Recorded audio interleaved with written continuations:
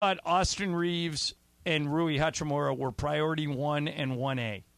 I think that those two guys kind of, once they got those two guys, I thought, okay, now everything else is gravy. But I thought those two guys were the kind of the whole ball game with the Laker offseason. If they could get those two guys, and Rui is nice enough to join us now. Rui, congratulations, man. Really happy you're back. How are you? Thank you. Yes, I'm back. Thank you. I'm so excited. All right, so I don't even know if you know this, but you know your numbers went up across the board once the playoffs started. You were the only player in the playoff to shoot 55% from the field, 48% from three, and 88% from the line. I have a theory, Rui, and I want you to tell me if I'm right. I think that you got to the Lakers, you felt wanted, you started working with Phil Handy, and I think you were always talented, but I think your confidence went through the roof. It just seemed to me as I watched you play and I called those games that you not only wanted the ball, but when you caught it, you were expecting everything to go in. Am I right? Yeah, for sure. No, for sure. I just thought, when I got actually traded, I was thinking, okay, this is a good opportunity, for me. I had it in me, I just had it in me, but it wasn't it was different opportunity when I was in Wizards, So when I came to Lakers, I knew because the Lakers one of the biggest, team in the NBA, and then playing with the LeBron, AD. So I was thinking, okay, this is my time, actually. This is going to be the time for me to shine. So, and especially in the playoffs, those big games, I actually like those big moments. When I'm in big moments, I get more confidence. I feel more feel I can be myself, and I can just play my game. So that's why, I was just waiting for the moment. Rui, were you always going to be a Laker, or was there a chance you were going to leave? What was that whole process like? No, I always wanted to stay, but it's always come out to my agent, the business side too. It depends on how we do, but I told him, this is my first option, and I don't have a second option. That's what I told him. Right. Rui, this is your fellow record holder here off the bench, Michael Thompson. And Rui, you had a great season with the Lakers, but in that Denver series, what did you guys learn, or that was your first time in the spotlight like that as a playoff player. What did you take from that experience? I just told you, but if it's a big moment, I feel like it's all the same to me. I've been through a lot of big moments. I know it's a different level, but when I was in high school, when I was in college, when I was in Wizards, whatever, I just I just love being in big moments. I just feel more confident. I can feel myself, and I just think, I get more motivated, So, yeah, I was just took as a good opportunity, and I just did it. Rui, you're a man who's always in shape. You don't have to worry about being overweight or anything like that. But when you watch LeBron James at 38, almost 39 years of age now, and the physical condition he keeps himself in, and I always encourage young guys to do this too. They never take me up on it. Maybe they do, but I just don't know about it. Do you guys talk to LeBron about what his secret is, and as far as staying in shape and being able to play at such a high level? No, I always actually, I watched him only a couple months, but, just watching him, how he take care of the body, everywhere, everywhere he goes, he's taking care of his body, no matter what, in the meeting, on the plane, just walking around, the practice, at the game, before the game, after the game, it's everything he does is for the body, his body, just how he eats, what he has, and his body, everything. So just the little thing, those kind of stuff to help him, long career and on that level, staying in that level. So I just got to, take that from him. We're talking to Rui Hachimura, who has re-signed with the Lakers after being traded here in the middle of last season and playing so well. All right, Rui, let's get to the important stuff. 8 months ago, I got a Labradoodle named Murphy, and we're training him.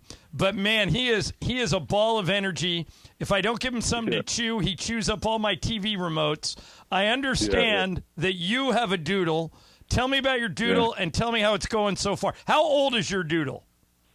Okay, my golden doodle. He's a golden doodle. Yeah. He's 2 years old, and he actually came from. I took him from South Dakota. He's from a countryside, Yeah. I found him online, and the next day I don't know. I fell in love with him, and the next day I flew my assistant to South Dakota and I took him. And how's it going so far? Good. It's been great. He's just a good dog. He loves humans. He always want to do something. But, I think it's just the dog is like, like a little kid. So, just got to discipline a little bit. It's just when you teach him, like, when you were young, they was learn and they never, like, fuck it up, anything like that, do bad things, nothing. So you just got to, discipline and then we're going to be fine. Rui, what's your doodle's name? And is it true that he got a Lakers jersey today? Yes, he has. Yeah, his name is Jake. Yeah, he Jake. has my jersey. Yeah, my jersgy is 28, and they say Rui. Oh, that's awesome. That's awesome. All right, we look forward to meeting Jake one day. All right. Hey, so Rib, the other thing that you and I have in common is I go to Spokane a lot. My wife's from Coeur d'Alene, Idaho, so we go up there. Oh my God, I loved it. I missed it. Yeah. So how did Gonzaga get you? How do they get all these great players? You were a first-team All-American at Gonzaga, and the program that Mark Few has going up there. Spokane is a beautiful city, but it's a small town, and I can't figure out how the Zags keep getting all these great players. How did they get you, and why do you think they have such great success up there? Gonzaga is like, very, you just said small, but also it's a good and bad things, because that city is small, so the basketball, Gonzaga is like literally the number one thing over there. Right. So like, when you were from college, we really get treated as like a professional athlete. So like when we becoming like NBA or we got a professional, we already have like experience.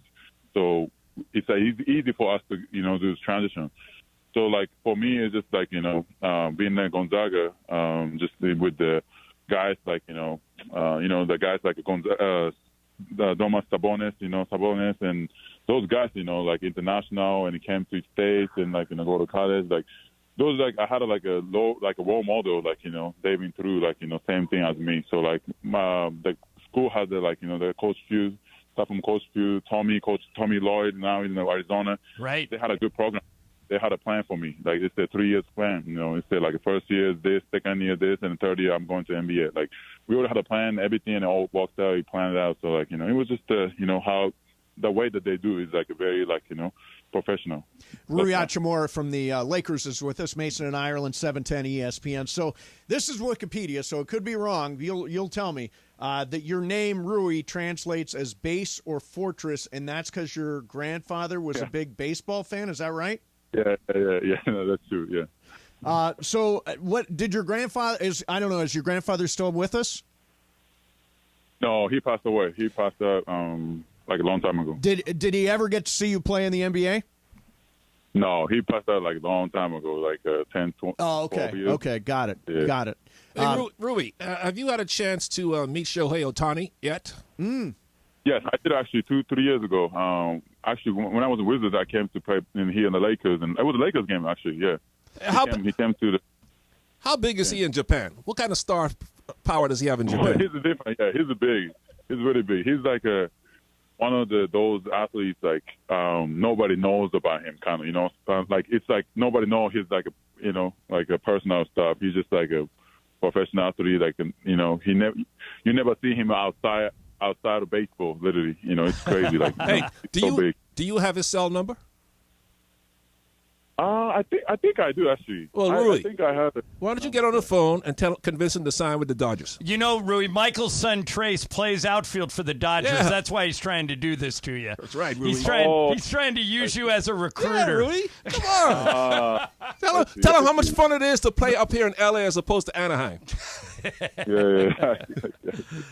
Yeah. All right, Rui, hey, man, we're really excited that you're back. Thanks, and, Rui. And I think that Thank you. that I'm you're- so happy. Yeah, I think you're going to be here for the rest of your career. I really do. I think that it's just a perfect fit, your skill set with what Darvin likes to do, and we'll be rooting for you, man. Can't wait to see you do your thing this year.